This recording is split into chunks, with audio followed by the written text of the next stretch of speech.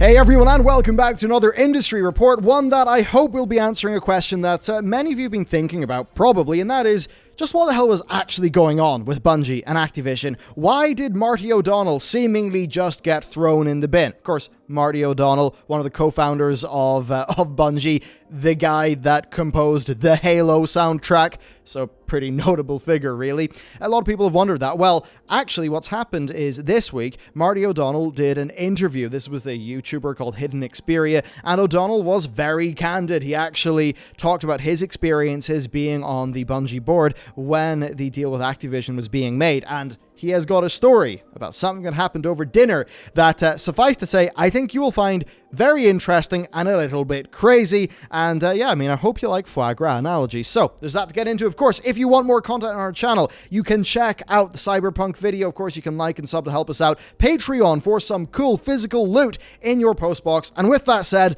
let's jump into the video. As a lifelong Halo fan, for me, let's see what actually happened behind the scenes.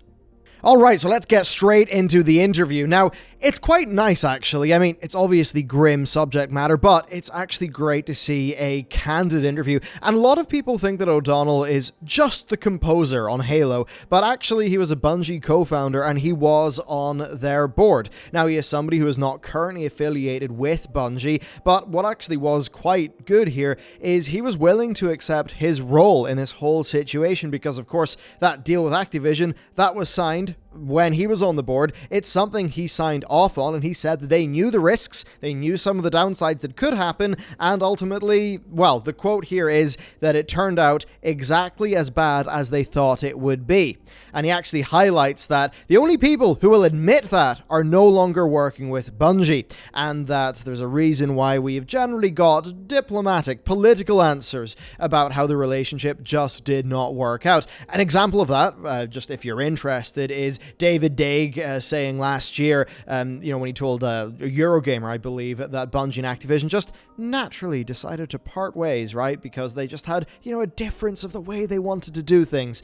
Well, what O'Donnell is saying is that's maybe more diplomatic than really reality actually is. And of course, it has been interesting because in some of their Bungie communications, they've been very much talking about their freedom. Now that we're free, we can do this. But they've not really talked a lot about the specifics of why the Activision deal was not working out well for them. And well, we just get a bit more insight into this with what O'Donnell covers in this interview, because he effectively said that all of that diplomatic stuff is basically nonsense, and that it was, quote, was not a marriage made in heaven at all. That is his words. So that's the basics here, the intro. Let's talk about the actual deal itself. So what happened is, Bungie had signed a multiple-year publishing deal with Activision in 2010, following them parting ways with Microsoft and leaving the Halo intellectual property behind.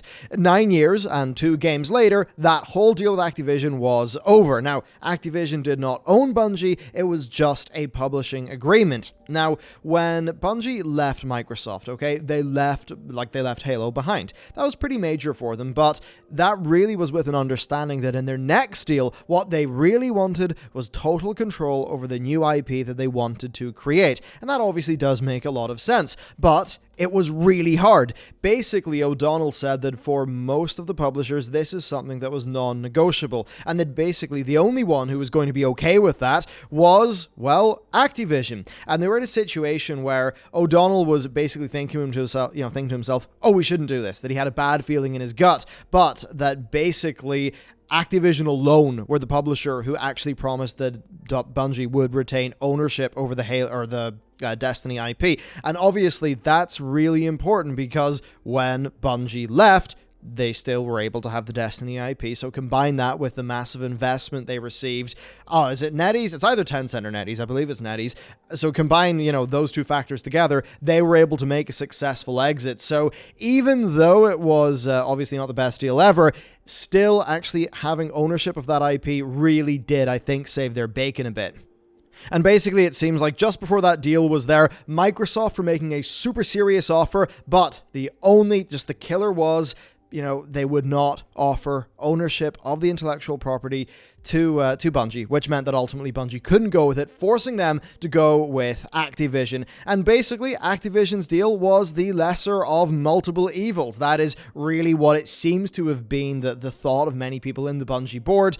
And that's kind of what happened. And basically, that's a situation where the publishers just hold so much power because ultimately they've got the money, so they really can dictate the terms. And that is where things started off. But of course, what's not particularly nice is how things actually went. And of course, we all know about O'Donnell's, not particularly amicable departure from Bungie in 2014. So let's get to that. And you know what's funny, when we actually get into it, the whole point of going with Activision is that they wouldn't mess with the IP, right? That it was Bungie's.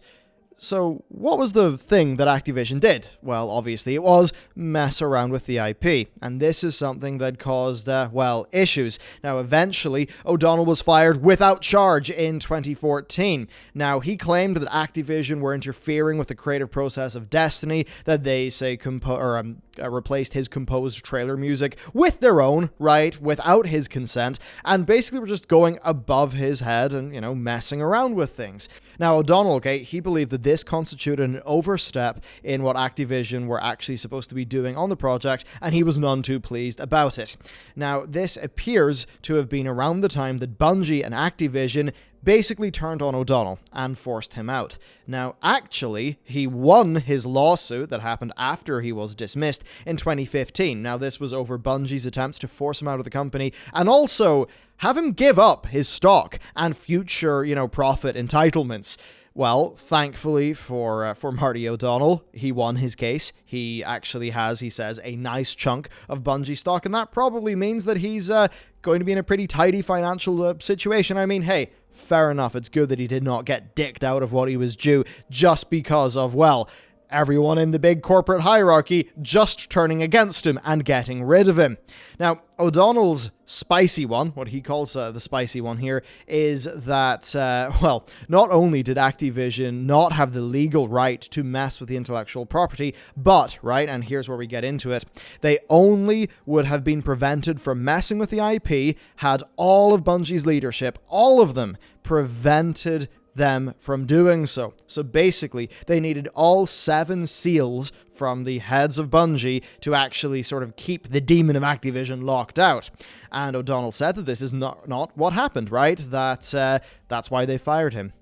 And that really is a bit of a problem there, because if you think about it, if the unanimous approval of the board of Bungie was needed for Activision to actually do anything, then having one rebel in the board is obviously not what the people in the board who are pro-Activision, and of course Activision themselves, would want. And of course, where's the money coming from? The money's coming from Activision, so I think you see how that's happening. Plus, it's more than that. It's not just the money that's coming from Activision. There are multiple support studios like High Noon that are helping out in the project, so you can see how even people who would be a bit suspicious of Activision would ultimately end up having to side with them. So really for O'Donnell, he said that they had spent all of this time trying to get in a situation where they had more independence, control over their own intellectual property, and when they actually got to that stage, what happened? They, quote, overruled and let go. They just let go of that ambition, and that is what happened in that time period. Now, so with O'Donnell's taken that done, let's talk about the wild bit, to be honest. Now, this is obviously just O'Donnell recounting an experience, so that's how I have to present that to you. Can't say that this is fact, obviously, but it is a bit scary. So O'Donnell, right, he's talking about a dinner that he had with Activision executives that happened before the contract was signed. And O'Donnell was sort of saying, you've got a golden goose, referring to Bungie, the team, right? And if you just take care of the golden goose, make sure the golden goose is okay, and don't dick around with the golden goose, then what will happen is the golden goose will lay you golden eggs, and you'll be happy. Now, if you're saying that to your publisher, you're basically saying, look, our team are kick-ass, they know what they're doing, you just, let us get on with it, we will give you the results. So that's what Marty is saying. And the CFO responded by saying that, he likes the golden goose analogy, but, quote, sometimes there's nothing like good foie gras. Now, this is quite funny. Of course, foie gras, if you're not aware, it is a food that is made out of, force-feeding birds until their livers become, I believe, about 10 times the usual size. It's quite an expensive food. It's something you'll be getting at the Michelin star restaurants, which I think does help to, paint a picture of the sort of scene that was going on here. Now, he said, an Austrian executive, so you're maybe thinking that's Thomas Tippel, who, was there at the time. But of course, that's just drawing some, dots together. That's obviously not me making a claim of fact that this was said by Thomas Tippel, but certainly that's a pretty wild thing to say. And O'Donnell says that this is when the red flag went off for him and that he got a chill. He still gets chills actually when he recounts that story. Now, what's crazy here is, and I suppose it's funny because gutting is also used as the analogy, but this is going on right in the 2010s. This is right when Activision was gutting Infinity Ward. Now, of course, Infinity Ward, they were the people who really brought Call of Duty into the forefront. And, they created it, obviously, after making a break with EA before, of course, their leaders leaving Activision, going back to EA. But, right, they were forced out, Zampella and the other guy, who, of course, are now doing great work today with Respawn Entertainment. But they were forced out, and they were sort of gutted, right, in a very corporate manner. So Thomas Tippel, allegedly, I don't think he alleged that. Let's just say this Austrian executive of Activision Blizzard saying, I like the foie gras, while at the same time, the company is gutting one of its studios in a very controversial manner. That is rather funny. You can see how to O'Donnell, this would be a big-ass red flag. Maybe he's thinking to the future, seeing his own head up on the chopping block, and certainly that is very much where his own head ended up being. Right, as we then knew in 2014, which led to the 2015 lawsuit and all of that stuff going on. So that's basically the story here, right? You've got to wonder, how many of Activision's eventual victims have kind of ended up feeling, this is a bad deal from the very start. Certainly O'Donnell's talking here about how he got really bad feelings about the whole thing, and it obviously ended up going that way, of course, then eventually forcing a situation where they had to leave, right? They had to break up that publishing agreement with Activision. So, yeah, do Activision have any latent influence on Bungie, right? Given the current employees are still trying to be diplomatic about that.